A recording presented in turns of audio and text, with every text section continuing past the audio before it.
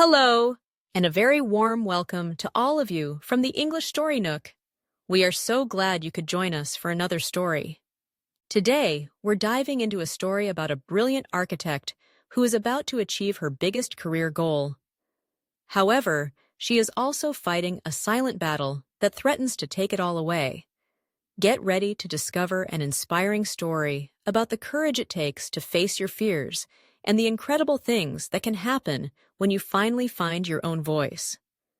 Before we dive in, if you enjoy our stories and want to support what we do, please give this video a like, subscribe to the channel, and consider buying us a coffee on Ko-fi. There's a link in the description below. Every like, subscription, and small contribution helps us keep creating great content for English learners like you. Let's get started. Swallowing the Silence. Enoch Morrison, an architect whose name was beginning to be whispered with a certain reverence in the hushed corridors of Quenyantier Solutions, was on the precipice of what she could only describe as her magnum opus. At 28, she was spearheading a project that could very well redefine the city's skyline, a symphony of glass and steel that existed, for now, only in the intricate blueprints she'd painstakingly crafted. But beneath the veneer of professional poise, a tempest of anxiety raged, a relentless storm that threatened to shatter the fragile edifice of her career. She'd been managing it for years, a silent, solitary battle waged without the aid of medication, a concession to her parents' unyielding belief that such struggles were a matter of discipline, not diagnosis. Their disapproval was a constant, low-grade hum in the background of her life, a stark counterpoint to the accolades she was beginning to accumulate.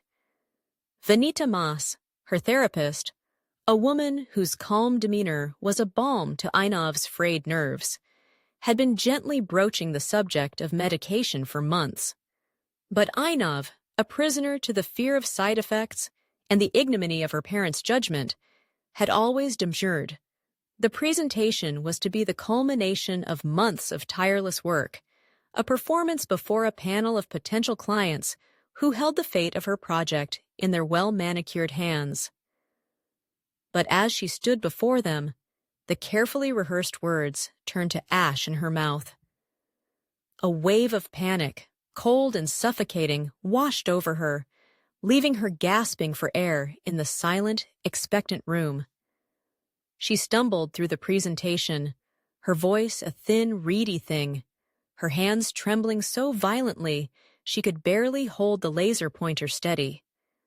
The clients, to their credit, were polite, their praise for her designs genuine, but their eyes held a flicker of concern, a shadow of doubt about her ability to withstand the crucible of such a high-stakes endeavor. The meeting ended not with a bang, but with a whimper, the air thick with the unspoken consensus that she was a liability. The public failure was a brutal, clarifying blow, a stark revelation that her anxiety was no longer a private struggle to be borne in silence, but a rampaging beast that was actively devouring her future. The ignominy of that moment, the raw public exposure of her vulnerability, was the catalyst she so desperately needed. She was on the precipice of losing everything she had worked for, and the thought was terrifying enough to finally propel her into action. The psychiatrist's office was a world away from the stark, minimalist aesthetic of her own architectural designs. Dr. Mahesh Moyal, a man with kind eyes and a gentle, unassuming manner, listened patiently as Einav, in a torrent of words, unburdened herself of years of suppressed fear and anxiety. He spoke of medication not as a crutch, but as a tool, a way to recalibrate the delicate chemistry of the brain. He was assiduous in his explanations, demystifying the process, addressing her fears with a calm, reassuring logic that chipped away at the wall of her resistance. He prescribed a low dose of an SSRI, his tone devoid of the judgment she had come to expect. "We'll be assiduous in monitoring your progress," he'd said, and for the first time in a long time, Ina felt a flicker of hope.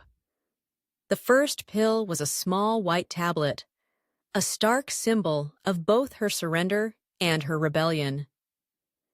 She swallowed it with a gulp of water, the act a quiet declaration of independence from the tyranny of her parents' expectations. The initial side effects were as unpleasant as she had feared, a persistent nausea that clung to her like a second skin, a fuzzy-headed feeling that made it difficult to concentrate. The invective she'd heard from her parents for years, their dismissive words about weakness and a lack of moral fiber, echoed in her mind, a toxic chorus of disapproval. There were moments when the veracity of their pronouncements, the insidious whisper that she was, in fact, weak, threatened to overwhelm her. But she held on, clinging to the memory of Dr. Moyal's kind eyes and the promise of a quieter mind. The invective from her parents had been a constant in her life, a barrage of criticism that had eroded her self-worth. Now, she was choosing to listen to a different voice, one that spoke of healing and self-compassion. The veracity of her own experience, the undeniable reality of her suffering, was finally taking precedence over their ill-informed opinions.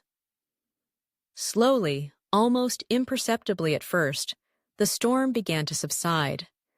The nausea receded, the mental fog lifted, and in their place a quiet calm began to settle. The constant, frantic hum of anxiety that had been the soundtrack to her life for as long as she could remember had faded to a dull murmur. At work, she found herself able to focus with a clarity that had long eluded her, her mind sharp and incisive. Her interactions with her colleagues, once fraught with a crippling self-consciousness, became easier, more natural. She even found herself laughing, a genuine, unforced sound that felt both foreign and wonderful. The change was so profound that it felt almost like a panacea, a magical cure for all that had ailed her. But she knew it wasn't magic. It was science, a chemical rebalancing that was allowing her to be the person she was always meant to be.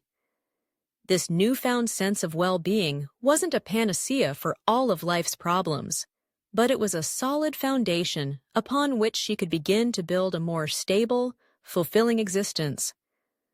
The conversation with her parents was a carefully orchestrated affair, a preemptive strike against their inevitable disapproval. She chose a neutral location, a quiet cafe where their raised voices would be tempered by the presence of strangers. But even in the public setting, their disappointment was a palpable thing, a cold, heavy blanket that threatened to suffocate her. They saw her decision as a personal failing, a confirmation of their long-held belief that she was not strong enough, not resilient enough. The words were not new, but they still had the power to wound. The confrontation was a painful, necessary severing of a cord that had bound her to their expectations for too long.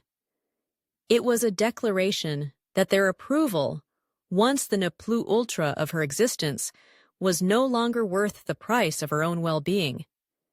She had spent her life striving to be the ne plus ultra of daughters, the perfect, successful child who would make them proud. But in doing so, she had sacrificed her own happiness.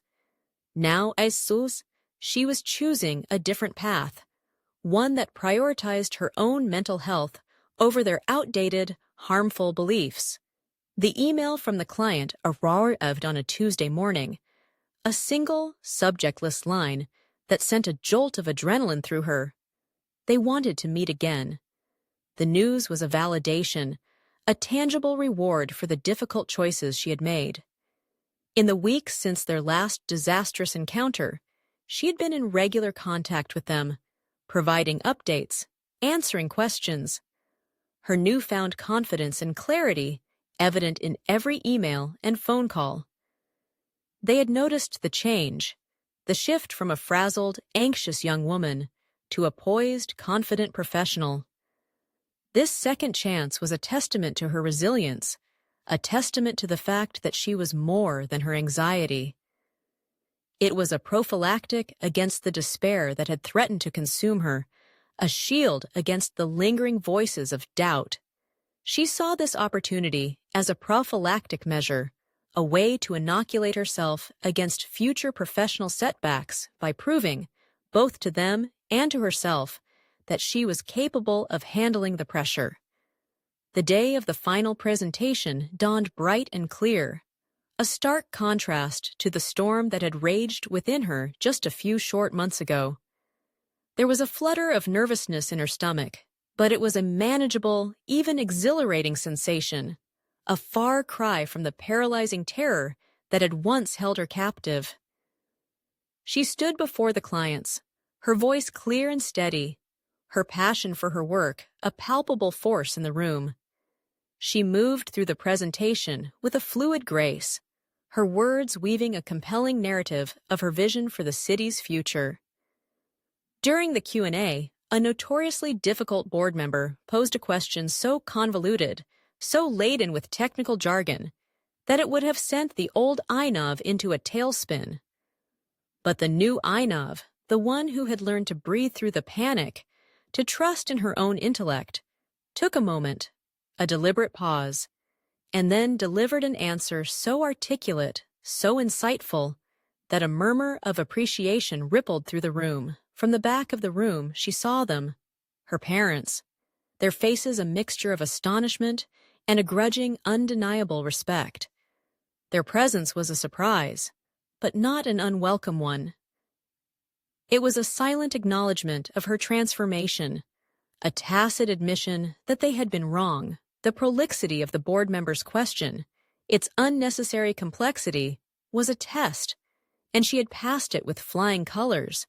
She had learned to cut through the prolixity of her own anxious thoughts, to find the core of clarity and confidence that had always been there, buried beneath layers of fear and self-doubt. After the presentation, a resounding success that left the clients buzzing with excitement, Einav slipped out before her parents could approach her. She met Vanita at a small, unassuming restaurant, a place where they could talk without the fear of interruption. They didn't dissect the presentation, didn't rehash the triumphant moments. Instead, they spoke of the journey, of the courage it had taken to defy a lifetime of conditioning, to choose the uncertain path of healing over the familiar comfort of dysfunction. It was a quiet celebration, a moment of shared understanding that was more meaningful than any public accolade. The mendacity of her parents' beliefs, their insistence that her anxiety was a character flaw, had been exposed. She had spent years living a lie, pretending to be fine when she was crumbling inside. Now, she was finally free from the mendacity that had defined her life for so long. The text from her mother arrived the next morning, a terse, almost comically understated message. "We were impressed. Let's talk." It was not an apology, not a full-throated admission of their wrongness, but it was a start, an olive branch extended across the chasm that had separated them. Einav knew that the road ahead would be long and arduous, that their relationship would be a constant work in progress, a delicate dance of forgiveness and understanding. But for the first time, she felt a flicker of hope, a belief that they might, one day, be able to meet her where she was, to see her not as a disappointment, but as a daughter who had found the strength to heal herself. The obsequious praise she had once craved from them, the fawning approval that had been the driving force of her life, no longer held the same power. She was no longer the obsequious daughter, desperate for a crumb of affection. She was a woman who had learned to validate herself, to find her worth not in the eyes of others, but within her own resilient heart. Weeks later, the contract was signed, the project officially hers. The medication had become a seamless part of her daily routine, the initial side effects a distant memory. The anxiety had not vanished entirely, but it was no longer a monstrous, all-consuming entity. It was a manageable presence, a familiar companion that she had learned to greet with a calm acceptance rather than a panicked retreat. She had a toolbox now, filled with the strategies she had learned in therapy, the support of her medication, and the newfound strength of her own voice. The phlegmatic calm that had settled over her was not a sign of apathy, but of a hard-won peace. She was no longer buffeted by the storms of her own emotions. This phlegmatic state was a welcome respite, a quiet harbor after a lifetime of turbulent seas. Ainov was not just surviving, she was thriving. She was not cured, for there was no cure for the human condition with its inherent anxieties and uncertainties. But she was in control, the architect of her own life, designing a future that was not defined by fear, but by a quiet, unshakable courage. She had learned that true strength was not the absence of struggle, but the willingness to seek help, to embrace vulnerability, to swallow the silence and speak her truth. Her voice, once a timid whisper, was now a clear, confident declaration of her own worth, a testament to the transformative power of healing. She had found her voice, and she would never be silenced again. That's the end of our story for today. It shows us that asking for help is a true sign of strength. What is one piece of advice you would give to a friend who is facing a difficult challenge? We would love to read your encouraging words in the comments. And remember, you can find helpful materials for this story in the description box below to continue your learning. Thank you for joining us at the English Story Nook. Keep up the amazing work with your English studies, and we look forward to sharing another story with you very soon. Happy learning and goodbye.